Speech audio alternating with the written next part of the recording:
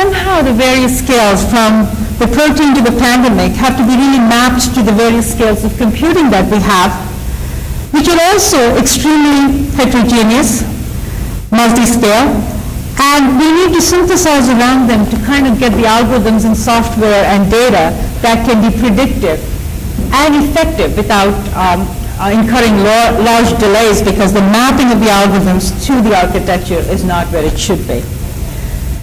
And we see a lot of potential here for combining experiments, models, algorithms, and software and data, and coming up with discoveries that may not be possible otherwise. So we're very excited about this effort.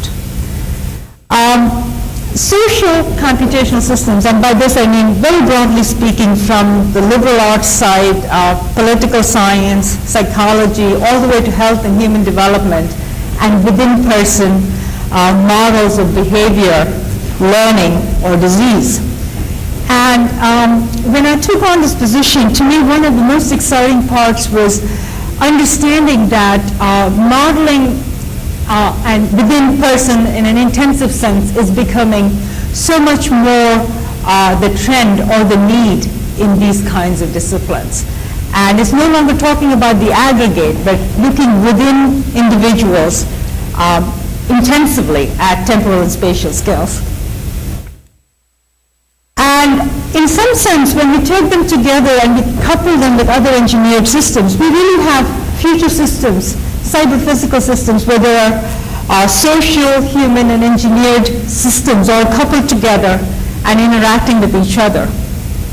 And understanding the dynamics, predicting things around them is a huge challenge. We have a group that does crowd dynamics modeling, and they try to understand, they try to extend the frontiers of computer vision while at the same time changing or refining the basis of modeling theory for predicting crowd behavior. And I think this is sort of the true kind of frontier cyber science, where we're not looking at a direct application of technology that is known into another domain, but rather doing something transdisciplinary. We look at the problem, and the problem in turn fuels investigations that we would not have thought about otherwise, and it ends up changing multiple disciplines and giving us solutions at their confluence. So it's a very exciting time, and we have this at various different levels of applications. Some are around real-time personalized therapies, going towards that, because that's a system engineering and a human engineering and a biobehavioral health problem all coupled together. It could be used for things like diabetes. It could be used for other kinds of, it could also be used to understand learning and education. It could be used in so many different ways. But that brings with us not just, many of you spoke about issues of security, but then there's also this concept of privacy, which is a social construct. And privacy-preserving science around human data is an increasingly big challenge, and we have expertise there going to the core of cyber science. And in fact, one of them is a Presidential Young Investigator awardee, which is quite an honor. And we can also look at this kind of, combining these kinds of ideas with geospatial data to understand issues relating to demography, policy, and so on, and public policy. All told, we want to take some of these large efforts and bring them for active science and active learning on the web. Penn State has had a lot of expertise in developing absolutely innovative algorithms. Going back to the early 90s, BLAST, which has been the driver of the bioinformatics revolution, was developed here at Penn State by Webb Miller. And it's still, as you know, widely used, and it underpins a multitude of different bioinformatics engines. And we would like to host things like that and the next generation of tools around systems like that at Penn State, so that we can become part of the hub for cyber scholarship in our global community. And that means we need to focus on data lifecycle management and all mining, modeling, simulation services, and of course the delivery of all these services on top of cyber infrastructure that's reliable and available all the time and at capacity to serve the demand that may be changing.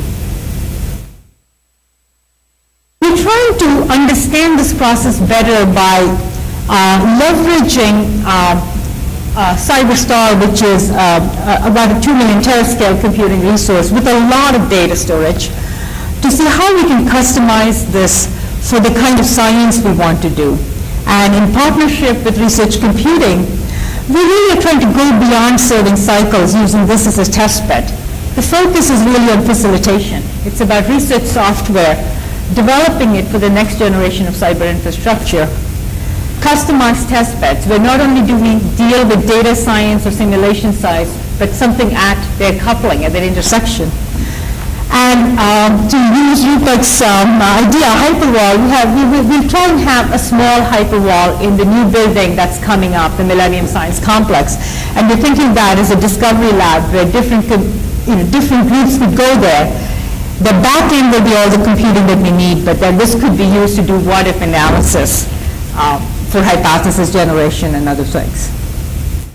And we're also using it to host Galaxy, which is a tool developed by Anton Nekrotenko and others for next-generation sequence data analysis.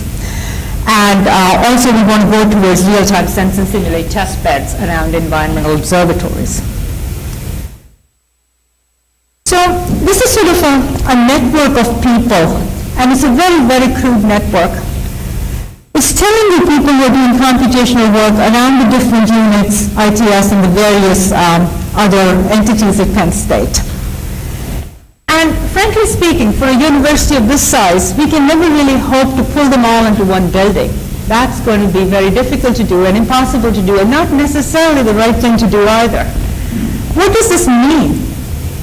This means that how can we develop infrastructure on campus that will enable this interdisciplinary research mission of over 150 faculty on campus who may want to partner along different groups and along different issues depending on the opportunities that come up and the issues that they're interested in.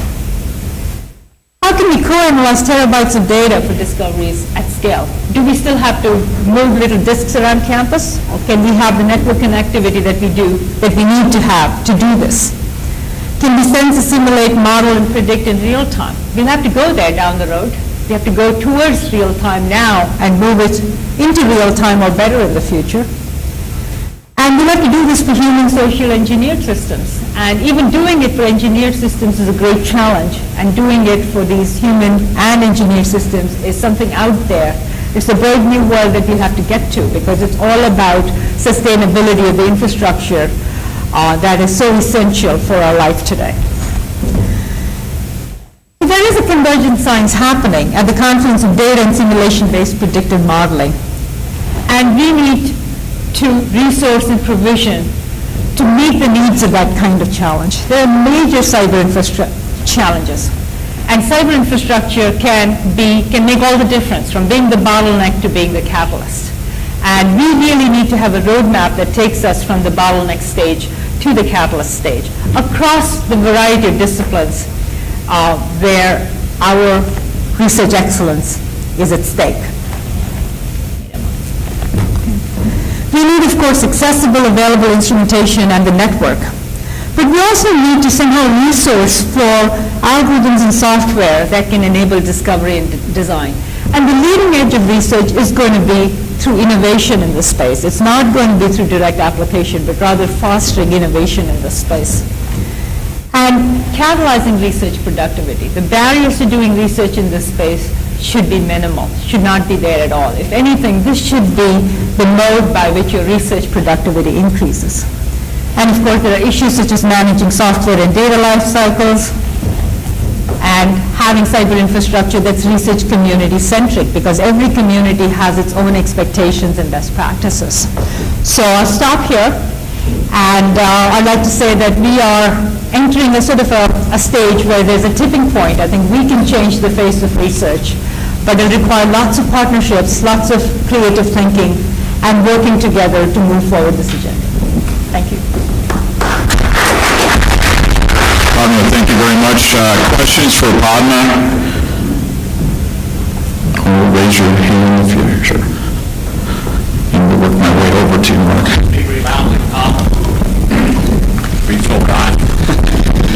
What what are some of the bottlenecks you've encountered so far with respect to these CI challenges? With respect to the network, the last mile always remains a problem because we have a diversity of buildings that range from being, 150 years old to being in the process of construction.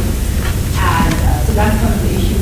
Capacity and capability of the raw hardware is an issue because it should be on demand. It's like opening a faucet and we should be able to get it. But more importantly, I think we need human skills. We need provision for faculty and staff who can build this enterprise. It's about doing experiments, and I think the university understands that experimentation requires this sort of little ecosystem of people that work around the science. But in a cyber experiment, it's no different. It's again going to be very intensive with respect to human expertise in cyber.